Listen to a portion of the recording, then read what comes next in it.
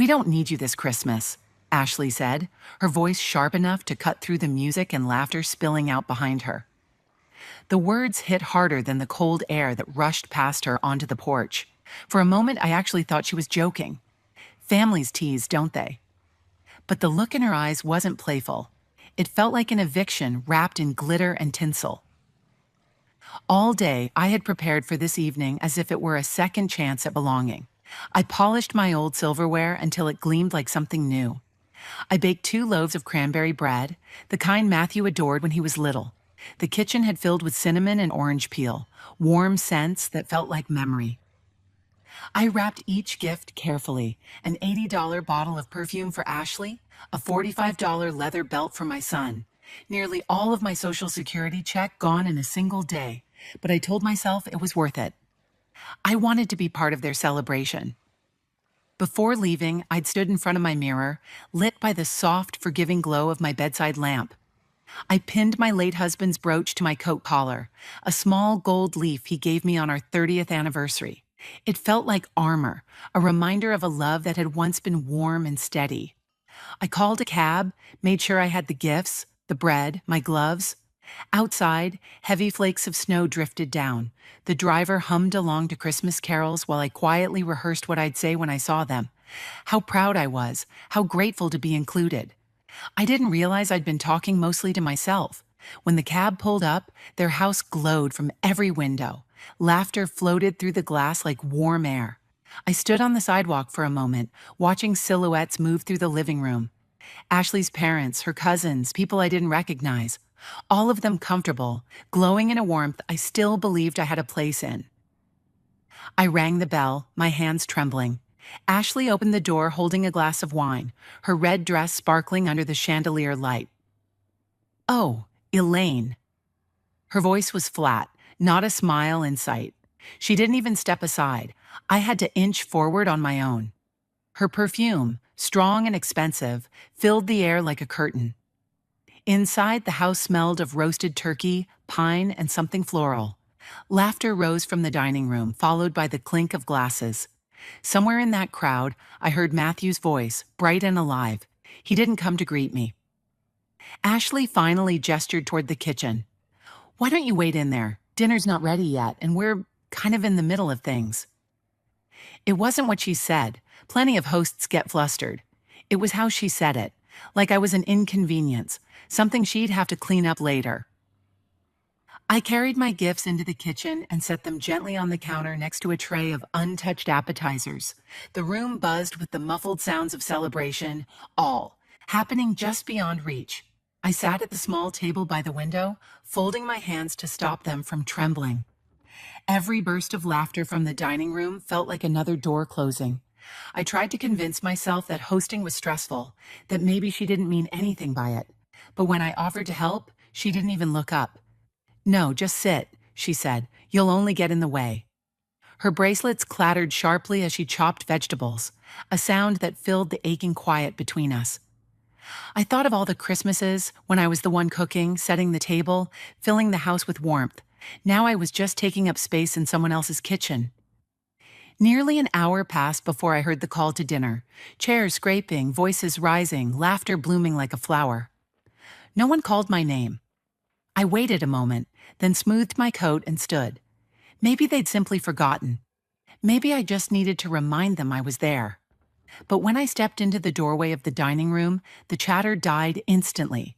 Dozens of eyes landed on me. Ashley froze mid-smile. "What are you doing here?" she asked loudly, while the music hummed faintly in the background. I tried to smile. "I thought we were all eating together." She laughed, soft, dismissive, cruel. "Elaine, I told you to wait in the kitchen. This is a family dinner." Heads nodded awkwardly around the table. "We just don't want any tension tonight." "Tension?" My voice cracked. "I only wanted to sit with my son." "Your son?" she repeated, tasting the words. "Yes, he's fine. We're fine, but you—" She paused, smiling as though she'd found the perfect dagger. "You bring the mood down. People can feel it." The room seemed to shrink. Matthew looked at me, then quickly looked away, silently begging me not to make a scene. "Matthew." I whispered. He didn't meet my eyes. Maybe it's best if you go, Mom, he said softly. Something inside me fractured. I wanted to tell him about the money I'd spent, the bread I'd baked, the way I'd looked forward to this night like a lifeline, but the words wouldn't come. Ashley stepped closer, her voice a low hiss. Don't make this harder, Elaine. You're not the center of everything. Then louder, dripping with false concern. Your mother's ruining our Christmas.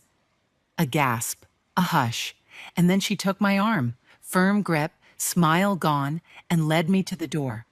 Music swelled behind us, drowning the sound of my breaking heart. The cold air rushed over me as she opened the door.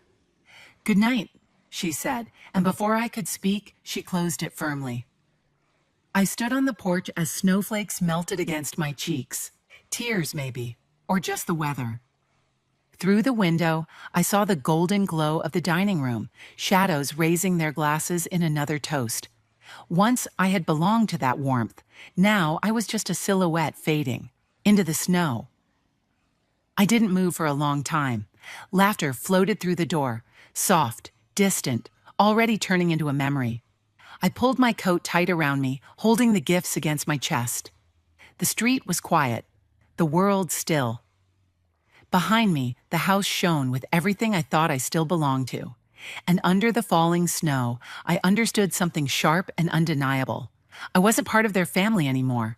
Maybe I never really had been. The first knock on the door was soft, almost polite. I thought maybe Matthew simply hadn't heard me. The second knock was louder. My knuckles stung from the cold, and snow was already gathering on my sleeves. Warm light still glowed behind the curtains.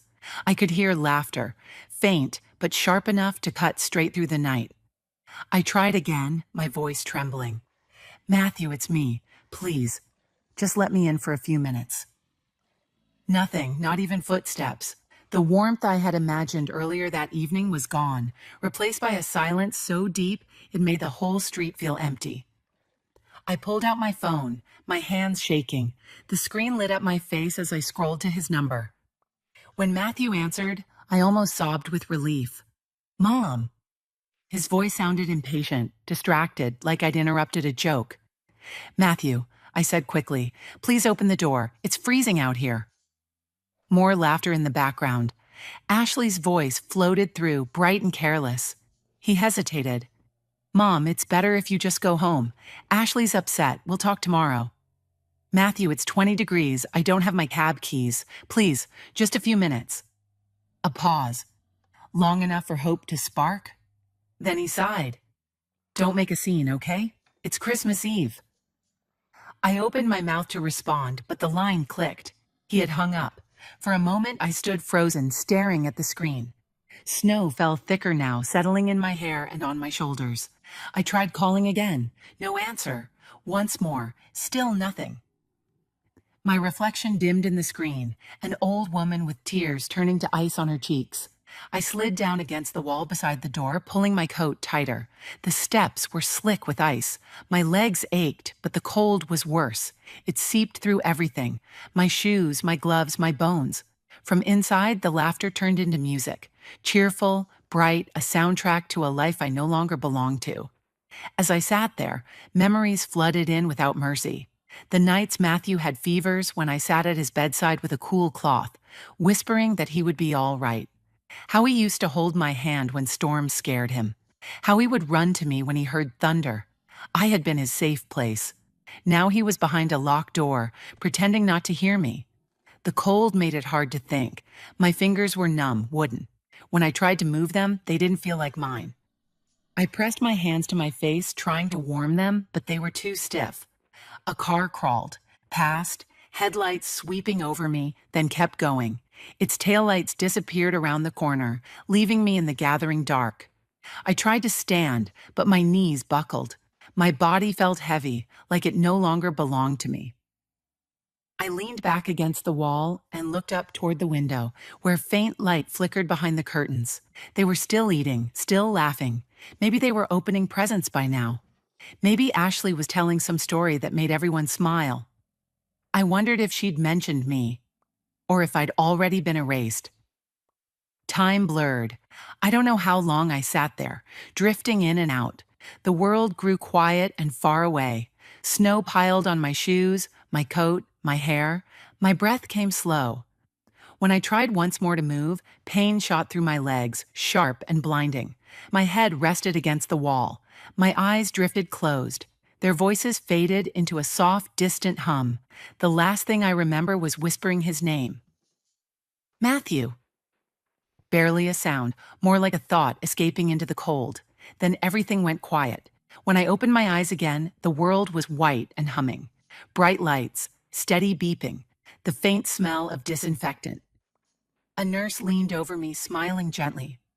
You're awake. You're very lucky, Mrs. Hancock. You had second-degree hypothermia. Another hour outside, and things could have been much worse. My throat was dry. Who? A neighbor found you early this morning, she said. He called the ambulance just in time. She straightened the blankets around me. Rest, you're safe now. Safe. The word felt foreign. I turned my head toward the window. Gray winter light seeped through the glass. My phone sat on the bedside table. No missed calls. No messages. The nurse's footsteps faded down the hall. I stared at the phone until my vision blurred. I wasn't angry. Not anymore. Just hollow. Matthew knew exactly what he had done, and he chose not to come. That was worse than anything he could have said. I closed my eyes and tried to remember the last time I'd felt truly loved. It had been years, maybe decades, maybe not since my husband was alive. For the first time, I understood something painfully simple. Love should not be something you freeze waiting for. The room was quiet except for the steady rhythm of the machine beside me, and in that quiet, I finally understood what it meant to be alone. The quiet in my apartment after I came home from the hospital felt heavier than any noise I'd ever known. The clock on the wall ticked steadily, as if reminding me I was still here, still waiting for something that wasn't coming. I sat on the edge of my bed, staring at my phone. No messages, no missed calls. I kept hoping maybe Matthew had texted while I slept. Maybe he'd finally realized what he'd done. But the screen stayed blank. I began typing, erasing, typing again. I was in the hospital. I almost died. My thumb hovered over the send button for a long moment. Then I deleted the words. What would be the point? He knew I'd been out there in the cold. He knew, and he chose silence. The apartment still smelled faintly of lavender from the candle I'd lit before leaving on Christmas Eve. It had burned itself out completely, leaving only a thin pool of hardened wax in the bottom of the jar. The room felt foreign, like I was visiting my own life instead of returning to it. I eased off my coat and hung it by the door. The fabric was still stiff with frost. I stared at it and whispered, "Never again." The next morning, Grace Miller showed up. She didn't wait for me to open the door fully before stepping inside, her face flushed with anger and worry. "Elaine Hancock, what on earth happened?" she demanded, setting a paper bag of groceries on the counter. "I went by Matthew's house yesterday to check on you, and do you know what that wife of his said? She said you overreacted." Overreacted. Elaine, you nearly froze to death. The word hit something raw inside me. Overreacted. The same word Ashley had spit at me on the porch as she pushed me toward the cold. Grace was still pacing, her voice rising, but the room felt far away now. My chest tightened and I sank into a chair. She stopped immediately and knelt beside me. "Oh, honey, I'm sorry. How can people be so ungrateful?" I opened my mouth, but nothing came out. Finally, I whispered, "Grace, please don't go to them again. I don't want to hear their names, not today." Grace looked genuinely confused. "But they owe you an apology." "They won't give it," I said softly, "and I'm done waiting for one." The fight in her shoulders slowly eased. She unpacked the groceries, milk, bread, a small roast, and then squeezed my hand gently. "You're stronger than they know," she said. When she left, the apartment felt quieter, but not empty. Just mine. That night, I sat at the kitchen table with a cup of tea growing cold between my hands. Outside, snow was falling again. Thick, steady, familiar. I opened my laptop and logged into my bank account. The numbers glowed softly on the screen. Every month, $200 sent to help with Matthew's mortgage. 50 for each grandchild's savings account. Little streams of money I'd poured out to feel useful. Connected. My cursor hovered over the auto pay button. Then I heard Ashley's voice again in my memory. Sharp, dismissive, dripping with contempt. Don't ruin our Christmas with your sad stories. I had worked my whole life to give Matthew a better one than mine. I paid for his college. I worked double shifts after my husband died just so he wouldn't have to quit school. I gave and gave and gave until generosity became my identity. And somehow, giving was the very reason it became so easy for them to throw me away. My hand trembled as I moved the cursor and clicked cancel payment. A confirmation window appeared. Are you sure you want to stop all transfers? I clicked yes. Then, action completed. It felt final, like cutting a cord I'd been tethered to for years. As soon as I closed the laptop, something inside me cracked open. Not loudly, just a deep, steady release. Tears spilled down my face, warm at first, then cooling on my skin. They weren't just about that night. They were about decades of being invisible, about all the sacrifices no one remembered, about the quiet, unnoticed ways I'd made life easier for everyone but myself. It reminded me of something my father told me once when I was a girl. You're too soft. You won't survive on your own. I had spent my whole life proving him wrong, and still, at 72, I found myself begging for scraps of affection from people who only saw me when they needed something. I stood and walked to the window. Snowflakes twirled under the streetlight like tiny shards of glass. Somewhere out there, Matthew was probably asleep, unaware or unwilling to care that his mother had finally stopped being his safety net. I could have screamed, demanded he face what he'd done, but I didn't. I chose silence, for him, for me. Because sometimes the quiet says what words never can. I made myself another cup of tea, and for the first time in years, it tasted different. Less like ritual, more like comfort.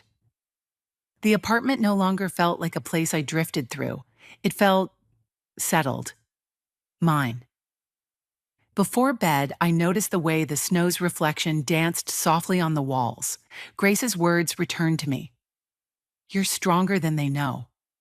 She was right, but not because I confronted them, because I finally refused to keep bending.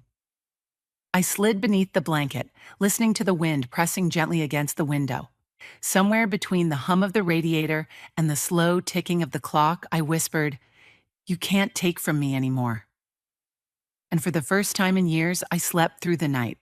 The hurt didn't vanish, but it shifted. Something inside me quietly turned toward a new direction. The world outside was still cold, but inside, I felt something I hadn't felt in a very long time. A small, steady peace no one could take away again. A week passed before the first text came. I was folding laundry when my phone buzzed on the counter. The message was short, just 5 words. "Mom, can we talk soon?" My hands froze in midair. I stared at the screen, my heart beating faster than I cared to admit. I didn't reply, not yet. I needed to know what talk meant. An apology or another request wrapped in guilt? I waited. 2 hours later, another message appeared. "Ashley's upset. She thinks you're ignoring us." I set the phone down, the words burning hot in my chest. Upset? After everything, she was the one upset? I could almost hear her voice, sharp, accusing, dripping with self-pity. I folded the last towel with steady, deliberate hands and switched the phone off. Silence was easier than explaining myself to people who stopped listening years ago. The days that followed were strangely gentle. I woke early, made coffee, watched snow melt into thin silver streaks along the window pane. My small apartment felt warmer than it had in months. I took short walks, spent afternoons talking with Grace, even picked up reading again. I hadn't realized how much guilt had crowded my life until it finally lifted. But peace doesn't last long when others depend on your sacrifice. One cold afternoon, Grace knocked on my door with worry etched across her face. "Elaine, they're talking about you," she said, setting down her bag. "Ashley told someone at the store that you stopped paying their mortgage out of spite." I let out a small, humorless laugh. "Spite?" I repeated. "I paid for nearly 2 years without them even asking, and stopping makes me vindictive?" Grace shook her head, frustrated. They're saying you're unstable, that what happened on Christmas wasn't the way you described it. For a moment, my breath caught. I could hear Ashley's voice again, smooth, practiced, so believable to anyone who didn't know her. I didn't do anything wrong. Elaine just takes things the wrong way. I sat down at the kitchen table, the same place I'd canceled the payments. My stomach tightened. You know what the cruelest part is? I said quietly. They act like I'm the problem because I finally stopped helping. Grace reached for my hand. You did the right thing. I wanted to believe her, but that night when I climbed into bed, my phone lit up again. Ashley says you're hurting the kids by cutting us off. They don't understand why Grandma won't help anymore. I read the message again and again until the words blurred into gray smudges. He was using the children now, my grandchildren, to pull at the old wounds. It worked for a few seconds. Guilt always finds a crack to slip through. But then I remembered the cold porch, Ashley's icy stare, the locked door. She hadn't thought about the children when she threw their grandmother into the snow. I turned off the phone without replying. I didn't owe them explanations anymore. Even so, sleep came slowly. The quiet seemed larger that night, filled with old memories I hadn't invited. I could almost hear my husband's voice, steady, kind. You can't fix people who don't want to be fixed. He'd said that years ago when Matthew first began drifting away. I didn't listen then. I thought family meant staying no matter how much it hurt. Now I was learning that sometimes leaving is the only way to stay whole. The next morning, I walked to the cafe down the street. The owner always saved me a seat by the window. As I sipped my coffee, watching strangers go about their lives, I realized something simple and profound. I didn't need them anymore. Not their approval, not their guilt, not their idea of who I should be. For years, I held up the structure of their lives with my silence. The moment I stepped away, cracks began to show, not in me, but in the foundation they'd built on my back. Later that afternoon, Grace came by again. She'd run into Matthew in town. He looked awful, she said. Said things aren't going well. They're behind on bills. I think they're scared. For a split second, I felt the old instinct, the mother's instinct, to help, to swoop in, to save. But then I remembered that hospital bed. I remembered the empty silence of my phone. I remembered his voice saying, "Go home, Mom. We'll talk tomorrow," and then, nothing. I looked at Grace. "I hope they figure it out," I said. She studied me carefully. "You mean that, don't you?" "I do," I said. "I hope they learn what it feels like to stand on their own. Maybe then they'll understand what I've done for them." That night, I placed my phone on the counter and turned it off. The apartment hummed softly with the heater. For the first time, I wasn't waiting for an apology, for a message, for permission to feel hurt. The silence didn't ache anymore. It felt like balance, like justice, quiet, simple, finally mine. The snow had stopped during the night, leaving the city wrapped in a quiet white glow. When I woke, my apartment felt calm. No buzzing phone, no sharp words hanging in the air. I made coffee and sat by the window, watching my breath fog the glass. It was peaceful, the kind of peace I didn't think I'd ever feel again. Then I saw an envelope on the floor, slipped under my door. The handwriting was unfamiliar, neat, careful. Inside was a short letter. "Dear Mrs. Hancock, I don't know if you remember me, but I was your nurse at Cleveland General. You reminded me of my mom. Because of you, I applied to nursing school. I start classes next week. Thank you for showing me kindness when you had every reason to be bitter." Signed, Jennifer. I sat there for a long time, holding that thin piece of paper as if it were something fragile. Her words warmed the room in a way I hadn't felt in months. I thought of all the years I'd poured love into people who couldn't return it, and how one stranger's gratitude now meant more than a lifetime of swallowed thank yous from my own family. I folded the letter and placed it on the table beside my husband's old brooch. Later that afternoon, my phone buzzed. For a moment, I almost didn't check it, but curiosity won. It was Matthew. "Mom, Ashley says we should move past this. Come for dinner tomorrow. The kids miss you." I stared at the words, "move past this," as if it were a small misunderstanding, as if it weren't the night they locked me outside in the freezing cold, as if it weren't days of silence while I lay in a hospital bed because of it. I could hear Ashley's voice behind the message, Smooth, calculated, tidy. Come for dinner. The same woman who once said I was ruining her Christmas now wanted me back at her table. I read the message again, but my hands didn't shake. The resentment didn't flare as anger. It settled as clarity. I knew exactly what would happen if I went. Empty apologies, polite smiles stretched too thin, a performance meant to ease their guilt. Not mine. I would walk out of their house feeling smaller than I ever had. They didn't miss me. They missed what I provided. Money, favors, forgiveness, softness, comfort. I set the phone down and looked around my apartment. The framed photos, the soft light on the floor, the quiet that belonged to no one but me.